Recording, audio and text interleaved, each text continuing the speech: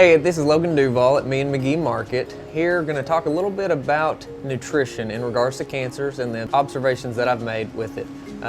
Sugar, especially, we're going to hit on with how to avoid the sugars and things, and how to get the things that taste good while keeping them out.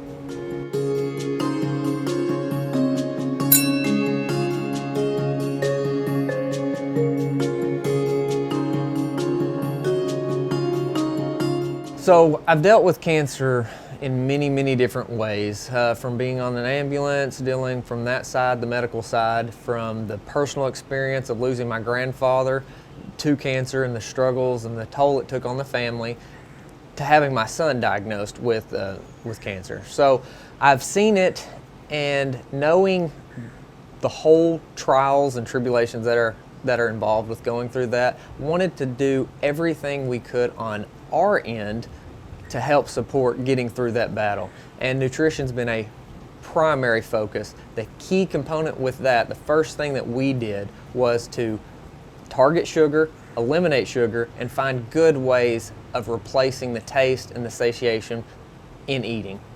Right out of the gate, once we were diagnosed and admitted into the hospital with Lander, so we went to the cancer floor at Children's Hospital, and it was just a whirlwind of not knowing which direction to go, what we should do, completely relying on people to tell us every move from the medical community. So very early on, what I found was diving into what I could control, and what I could control was Lander eating constantly. He's always eating something, and then with looking into that, I've always been big into researching and came across the China study a long time ago, and it was meat. So avoid it, it's vegetarian. That's how we really started out. But in that, we found that sugar played a huge role into it as well. So at first what we did was avoided the meat completely, and then absolutely cut out sugar and flours to go with that.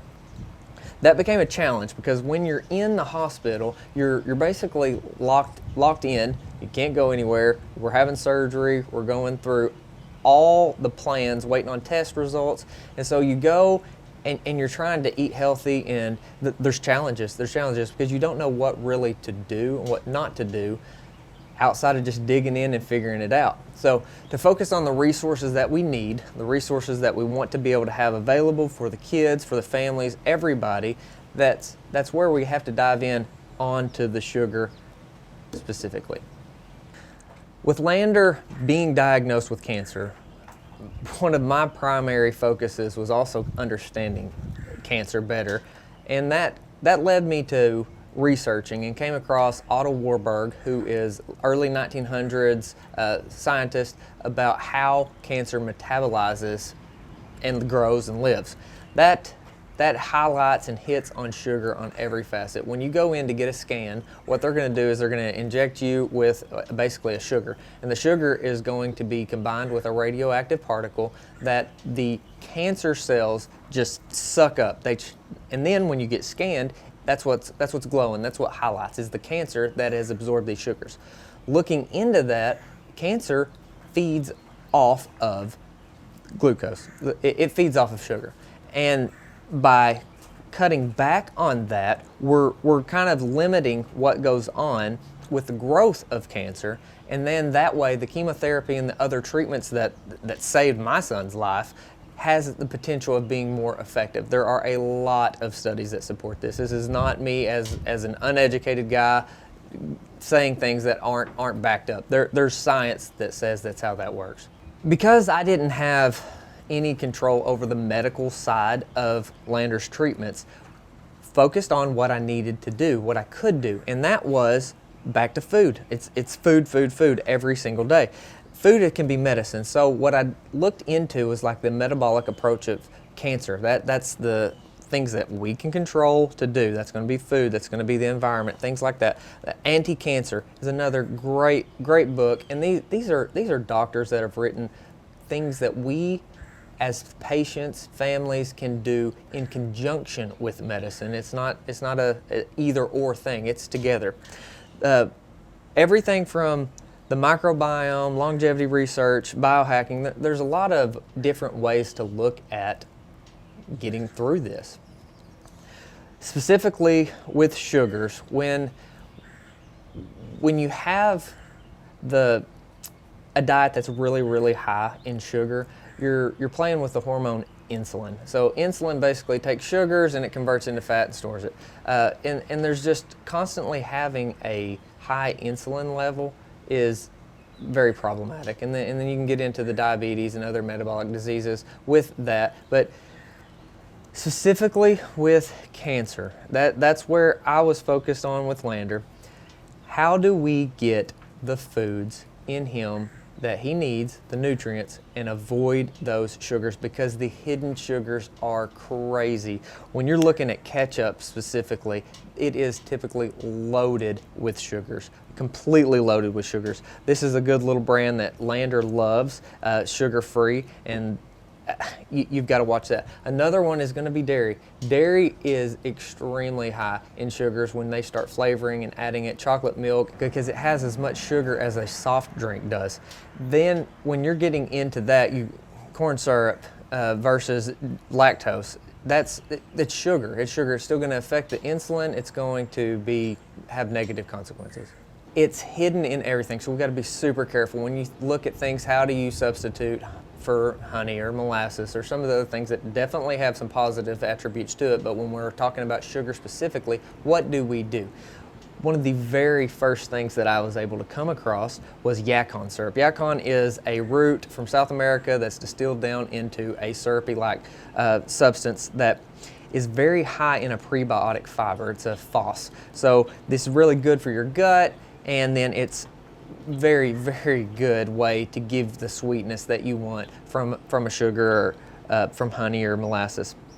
Something else that we found with this, and it's a natural alternative to other processed sugars, is that it is high in some minerals like potassium. So with Lander, very early on, he had a deficiency in potassium, and they prescribed prescription potassium for him to take regularly. Once we really started to incorporate food-based potassiums like this, we were able to get him off of taking prescription and never had a problem with potassium again. One of the things that I really like about the versatility of this is by just taking a sugar-free ketchup and adding this, it is a great substitute for barbecue sauce, which also has a lot of sugar in it. Okay, when I make barbecue sauce to do some little dinners, I get a sugar-free ketchup, just put a little bit in there, fill up the bowl, super easy. Take a little bit of the yacon syrup, and it really doesn't take much. It's a light and dark brown, looks a lot like molasses. Take it, just stir it up. You can do this to taste. Depending on what we're eating, we may add mustard a little bit, pepper, garlic salt, garlic powder. I always try to hide turmeric in about everything that we do. It's seriously that easy. I stir this up, make it right as we're serving dinner. It's just super easy. One of the things that have been a little bit of confusing for a lot of people is that I have extremely limited fruits for Lander. So he doesn't eat a lot of fruits. When we do eat fruits, it is greener bananas, and this is occasionally, this is 2-3 times a week, and then some berries. And I like the frozen berries the best, so blueberries, blackberries, and raspberries. Raspberries are probably the favorite. And frozen, it's just easy, it's a good little snack. The reason for the berries is they're very high in your polyphenols. They're high in good plant compounds that just help overall health.